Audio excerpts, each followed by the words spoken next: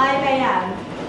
on Monday, the 31st of October 2016, I got off a plane in Hanoi, Vietnam, and proceeded to have a really, really, really bad day. Madam Toastmaster, Madam President, fellow Toastmasters, welcome guests, I'd like you to remember a really bad day that you had. What you saw, heard, smelled, felt, tasted. And keep that picture in your mind.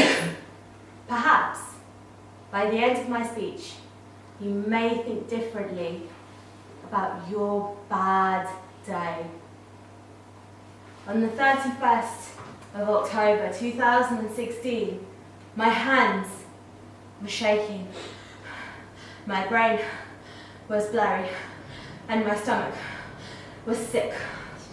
I had never lived outside the UK before, and I had never travelled to Southeast Asia before, and here I was, alone, for 1 year.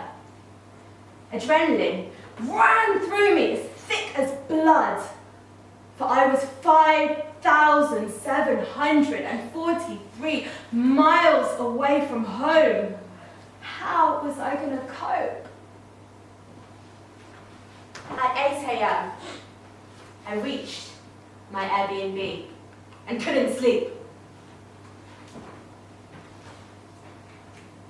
At 12 p.m., I went to a supermarket where I found snails, strange vegetables, labels I couldn't read. The language barrier was like a concrete wall. At 2 p.m., I walked through dusty roads in a land of no pavements, where humans, chickens, and motorbikes moved together in harmony. And hell, I felt sticky in the sweltering heat, not unlike now, and deafened by the roar of engines. At 10 p.m., I very sensibly decided to go to a Halloween party because I couldn't sleep, to make friends with future co-workers. Everything is so cheap, gushed the mermaid. The food is awesome, smiled Frankenstein.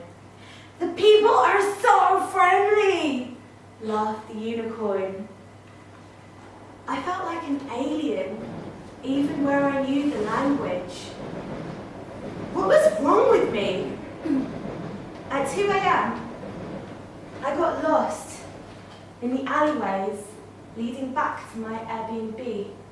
Everything was pitch black, and I could see the shadows of rats scurrying around and hear stray dogs barking at me.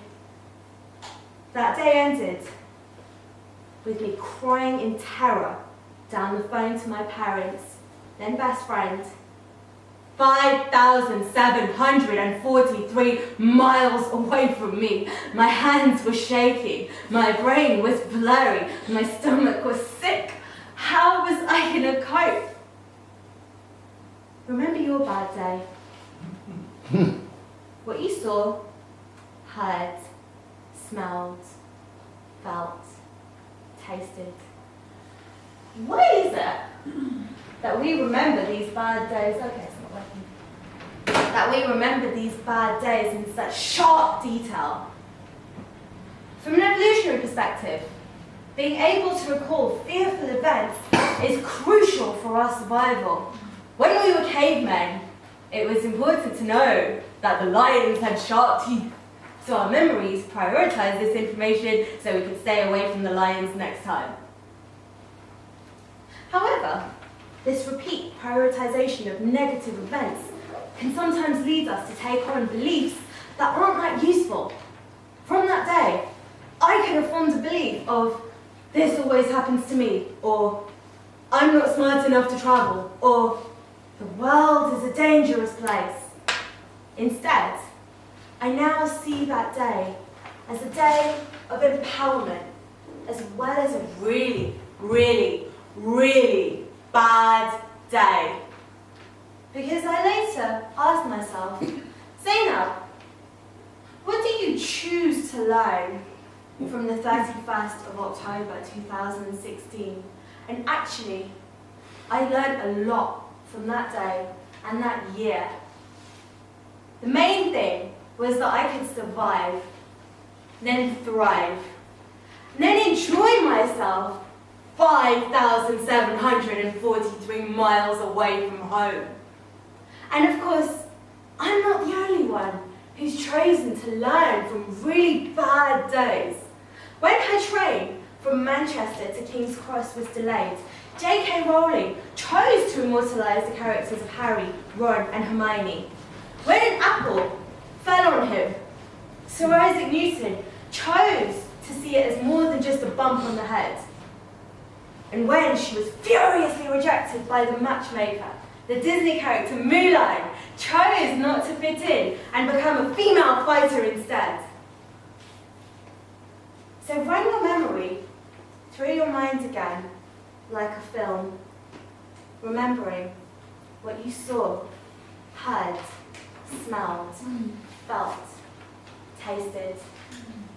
If you knew that this bad day came into your life for you to learn something, then what did you need to learn? And if you hear a light bulb clicking, then remember to remember this moment too. Thank you.